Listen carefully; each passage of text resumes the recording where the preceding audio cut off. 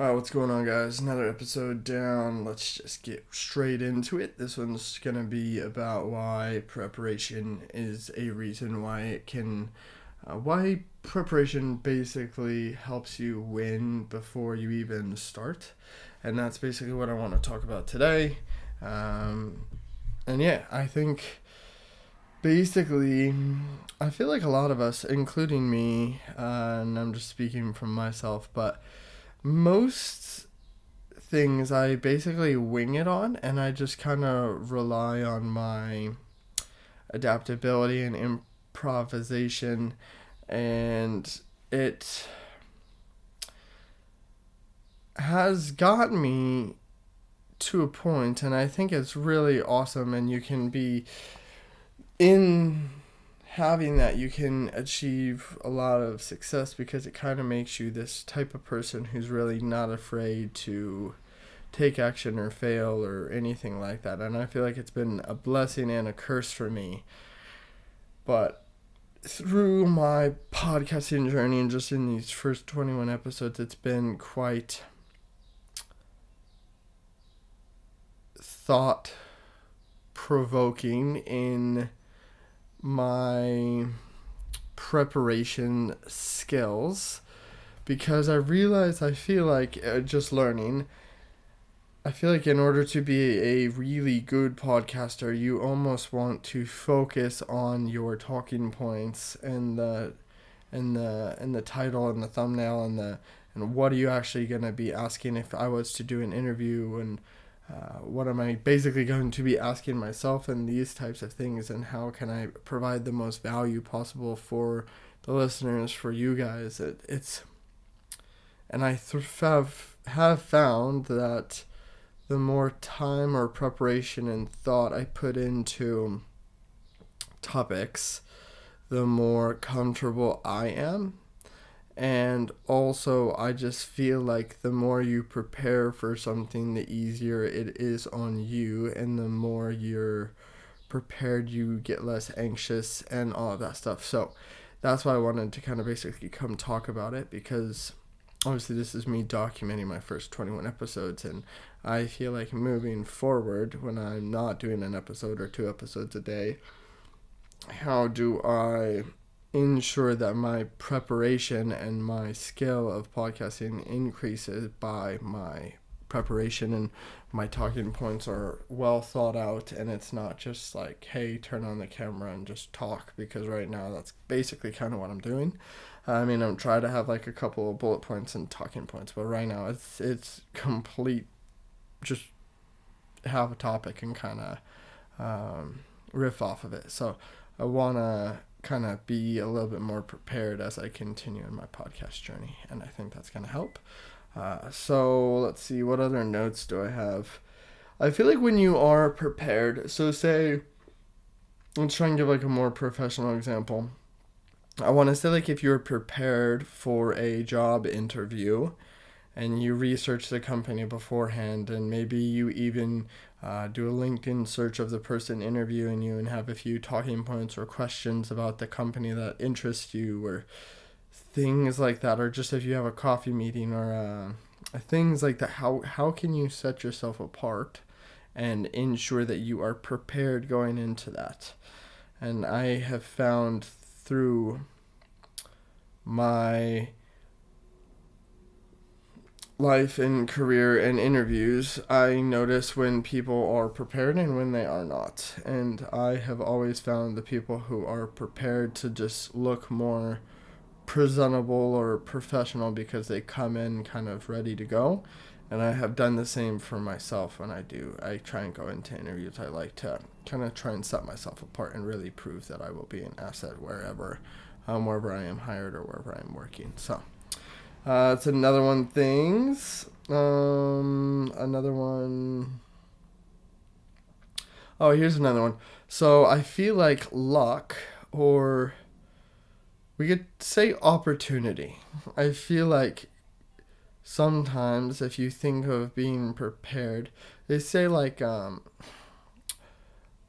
basically when you're preparing in life, at the end of the day, you're always growing, you're always then, and then when a great opportunity presents itself, and say like the job of your dreams comes and presents itself and they hire you, but then you're not prepared and you don't have the skills, and then you mess up and then you get fired. But basically, like, that's what I'm talking about also with preparation that can come from skills that you're building. Like, you'd be developing a skill set for 10 years, and then all of a sudden on that 10th year is when that opportunity arises, and the whole 10 years can feel like a grind or a waste of time, but most of the time it leads to something bigger. And when your preparedness meets the opportunity is when you can really thrive, because you've been preparing, and when opportunity presents itself, you just get in and smash it.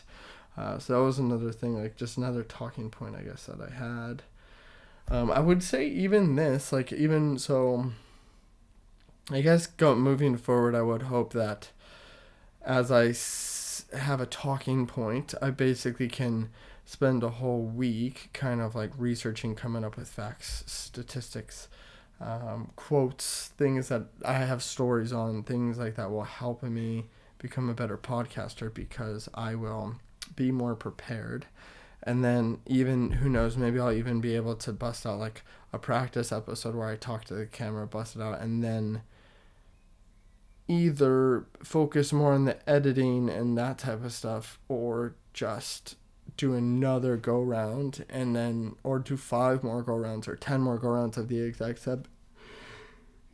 same episode. So no matter what, it's always getting better because I am more prepared. And by me talking on the same point, if I do 3 practice rounds, I will feel more confident and be more articulate and grow and understand my level of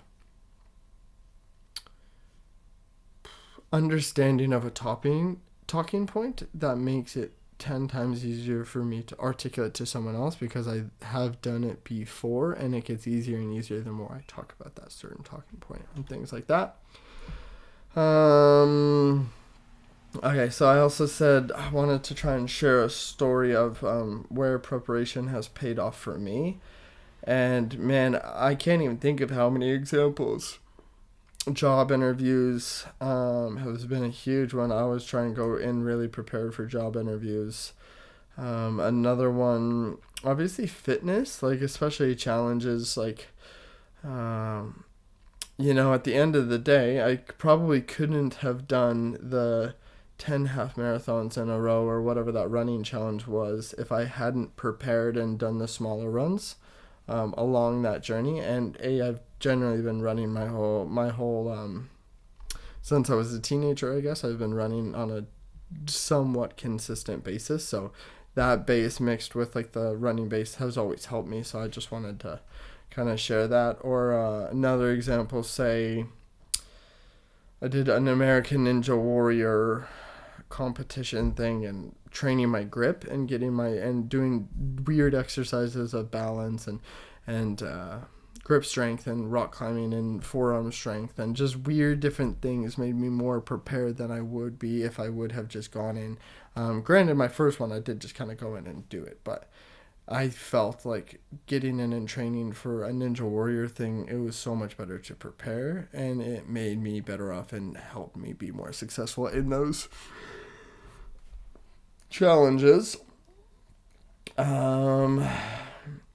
And then I would also say, like, once you get good at, let's just say, once you get good at preparing or being ready before you start, or all of that stuff, it almost just becomes that identity that we've talked about before in other episodes, but it just kind of improves your performance because you begin to realize the true impact that it has in your life when you are more prepared for things. And that can be as like, how do you prepare for your workday? If you're going to work, is there certain things that you do to get into the right mindset for work? Or just things that you do before you go out on a date? Like, is there things that you do to ensure that you are thinking of good questions to ask the girl if you're just getting to know her? It's like, what can you ask to be a more interesting person that makes makes her think of you in a great way. It's like, what's a thing that you can easily do to connect on a great level? And I just always try and think about that. It's just like, man, what do I want to know about this person? What would this person might want to know about me? And structure conversations around that. You can do that with friends. You can do that with colleagues. You can do that with family. Like, being prepared to go into a conversation with a few talking points. Like, okay, so say you're meeting up with a friend that you haven't seen in a while, and you just want to be prepared so that you, like, a level of preparation. You could be like, oh dude, like, I heard you had a kid, or like, what's dad life like, or like, hey, like, I saw you got married, it's like, or like, oh man, congrats on the house. How was that process? It's like, you can prepare for even things like that. So then it also, like, it just feels good when people are interested in you and want to get to know about some of the things that are going on in your life. So those are just, I guess, more examples of things where I feel like once you develop the skill of coming to events prepared, it will domino effect into other areas of your life, because you will just become a type of person who, like, is prepared for big things and that type of stuff. And then what's actually really funny? This is another note that I had. With this, it's kind of like when you come prepared, it almost looks like it's effortless, because, like, if you come in and you've done let's get really drastic. You've done a year of prep on a presentation. Can you imagine that if you spent multiple times a week, every week, for an entire year, developing this presentation, getting ready to go, tweaking it here, watching your tonality, what's your body language like, how are you operating, what are you saying, where does this shift, how do you look at the crowd, all of that stuff. When you think about that, it almost seems effortless when you get to the end of the year and you do that presentation. But no one sees the preparation that went into that, and that's where your level of preparedness or skill is. When you go into something feeling prepared, you come off more confident. But people will think it's effortless, but it's because they have no idea how much work you've truly put in. So that's another topic that I wanted to kind of come in, talk about. They always talk about the 10,000 hour rule. Like, if you put 10,000 hours into anything, it can basically, that's when you develop mastery. There's another one where it's like 20 hours of focused effort on one thing, but 20 hours of focused effort is like, you focus on one thing until successful. So focus is like deliberate focus, where you only are doing that one thing and you don't deviate, you don't get distracted. There's no other option. Like, that is what you do. You're so focused. 20 hours, you can generally get pretty proficient at any skill. And I found that to be true. Generally, with the 20 hours of focused effort, you can get pretty good, or at least have a base level of skill on pretty much anything. So those are kind of the talking points with being prepared. Yeah, I think that's it. That's another episode. So thanks for tuning in to Contribution with Connor. Let's keep grinding to this 21, and stay tuned for more.